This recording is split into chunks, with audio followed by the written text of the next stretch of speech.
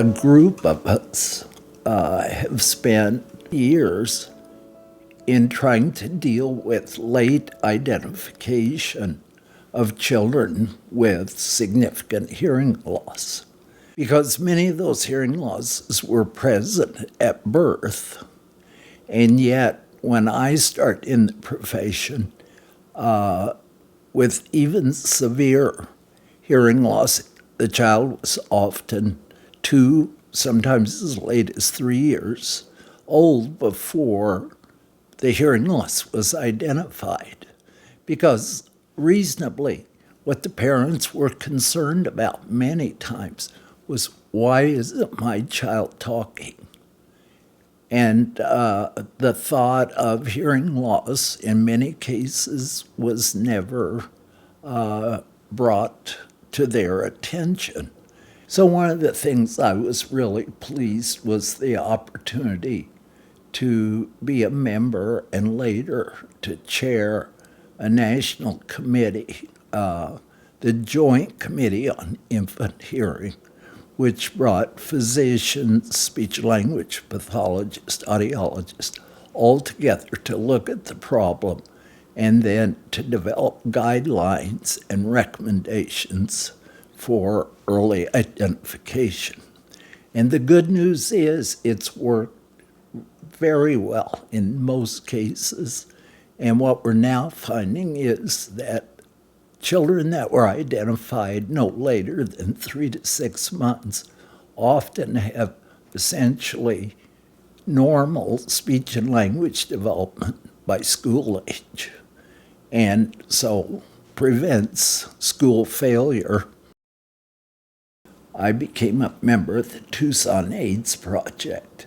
I did this because one of the most outstanding graduate students I ever encountered in my academic career had recently died of AIDS.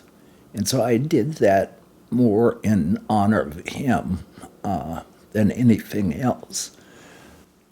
And of course, that now has morphed into Southern Arizona AIDS Foundation, which serves a large number of both straight, gay, lesbian, transsexual people in our community. And then one of the surprising things that happened in those years was the death of Matthew Shepard, that many of you will remember. And our mayor called a group of us together in his office and said, I never want those kind of things to happen in Tucson. And out of that meeting with him, we developed a commission on GLBT issues, which is a city commission and which reports directly to the mayor.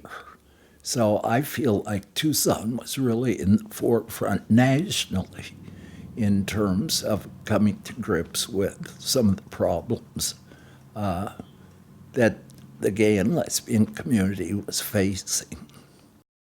The Alliance Fund has been near and dear to my heart since it's housed at the Community Foundation, and it's really done wonderful work and has continued to fund really important services for GLBT and straight allies in the community. 8 years ago at the annual meeting of the Alliance Fund, my partner and I were asked to come to the front of the group after cocktail hour, and 6 couples, 2 straight couples and 4 gay couples, talked to Jim and I and announced that they had established the Matkin Sincox Tribute Endowment. So each year, Jim and I